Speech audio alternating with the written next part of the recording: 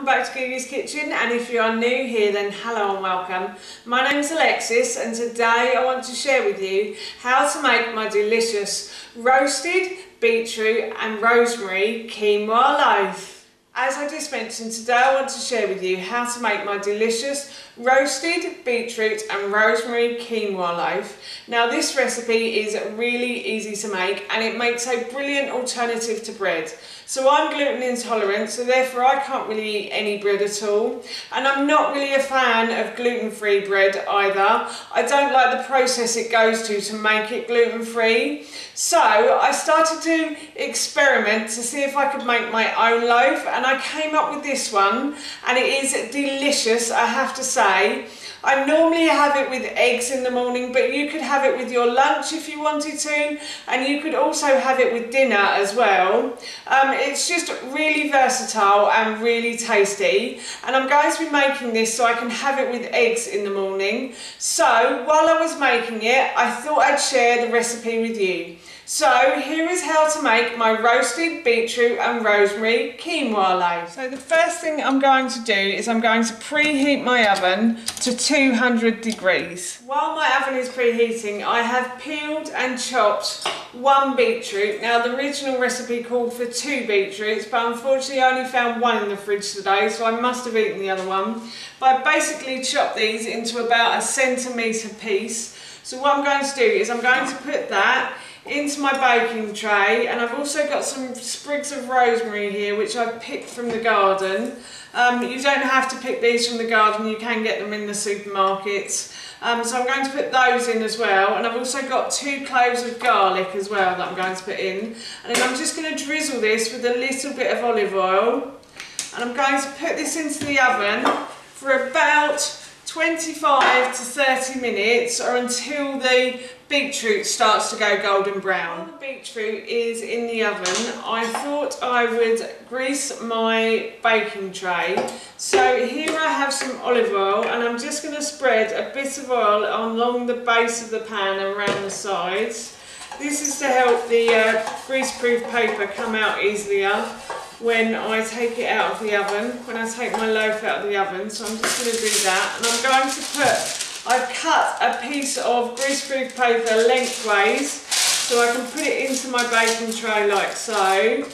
And then I'm going to grease this again, like so. So I'm just going to pour a bit more oil on the base, and I'm going to grease the sides of the grease-proof paper as well. And then I've got a piece that I cut widthways, so I'm going to put this in now. And I'm just going to stick that on the sides and to the bottom of the pan, and then I'm just going to put a little bit more olive oil in again, so that my loaf will come out when I take it out of the oven later on.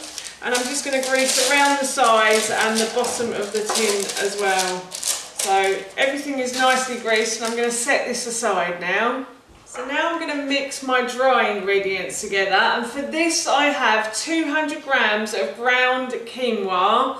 Quinoa comes in tiny little balls, so I put 200 grams into my food processor and I blended it along with 100 grams of oats. So in this bowl here I have 100 grams of ground oats and 100 grams of ground quinoa as well. So I'm going to put that in. And then in this bowl here I have 100 grams of brown rice flour, so I'm just going to put that in. And then I've got 100 grams of flaxseed, ground flaxseed. This was already ground in the packet, but if you can't get it in the packet then you can always do it yourself at home with a blender or a food processor. And I'm just going to mix these around now. And then in this bowl here I have 2 tablespoons of baking powder, 2 teaspoons of baking powder, sorry, 1 teaspoon of bicarbonate of soda, and half a teaspoon of salt as well.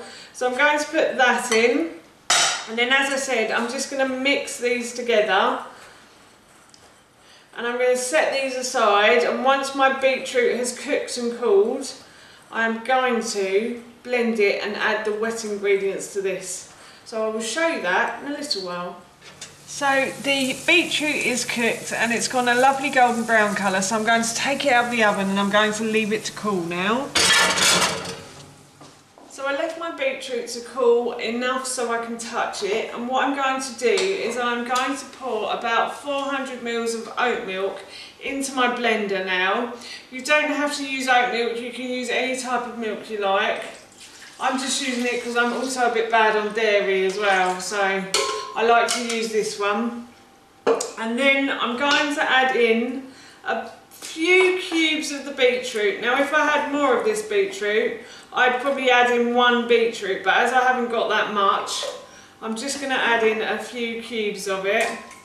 And the rest I'm going to put in with the mixture later. And then I've got 2 tablespoons of maple syrup that I'm also going to pour in. And then I have 1 tablespoon of apple cider vinegar. Now apple cider vinegar and baking powder, when they get together, they sort of form they will make the quinoa loaf rise, so that's why I'm using this. It really helps to give it a lift and it makes it quite light and airy as well. And then I have 2 tablespoons of tahini as well, so I'm just going to finish off the last of this jar. Just going to get a spoon.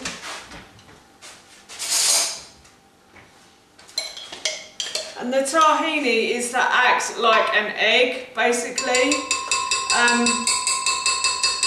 You can use an egg if you want to, or you could use tahini, or any sort of alternative to egg is good as well. So I'm just going to add that in.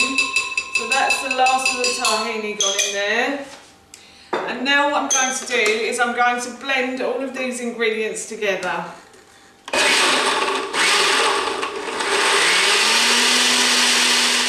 I actually forgot to add in the garlic in here as well, so I'm just going to add in the garlic now as well. So I've got 2 roasted pieces of garlic, which smell delicious. I can't believe I didn't remember them, to be honest.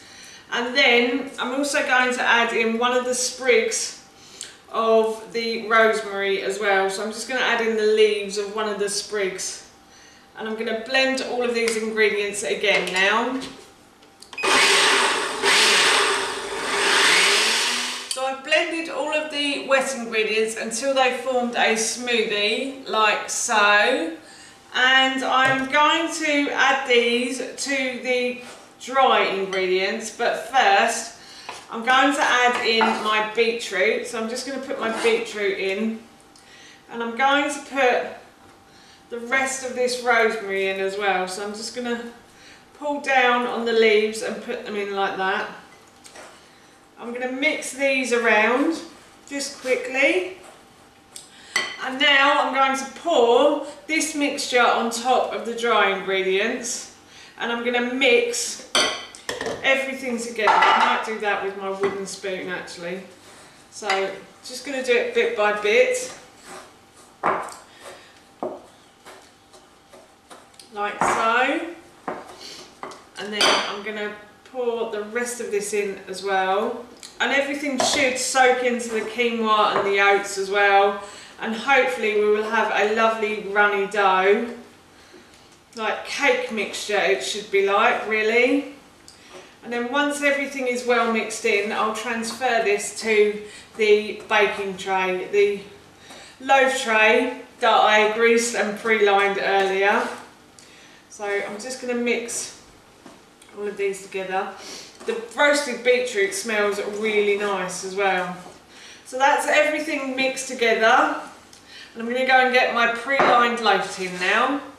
So I've got my pre-lined loaf tin, and now what I'm going to do, as I said earlier, is I'm going to pour the mixture in. So I'm just going to pour all of this loaf mixture into my tin, like so. And then I'm going to spread it as evenly as I can across the base of the tin, and I'm going to put this into the oven for about 25 to 30 minutes, or until the top goes a lovely golden brown colour. And it should rise as well. The vinegar and the bicarbonate soda and the baking powder will hopefully help this to rise. So I'm going to pop this in the oven now. So I've cooked the quinoa loaf now and I've put a skewer in and it's coming out clean. So the bread is cooked and it's a lovely golden brown colour. So I'm going to set this aside and leave it to cool now. Left the quinoa loaf to cool and now I'm just going to remove it from the paper and I'm going to cut it up. It smells really nice, I have to say, and I'm really looking forward to cutting into it to see what the middle is like. Oh yeah, it's definitely cooked and you can see a lovely big bit of beetroot there as well, as you can see. So, as I said, I'm going to be eating this with some eggs, but you can have it with things like soups or stews.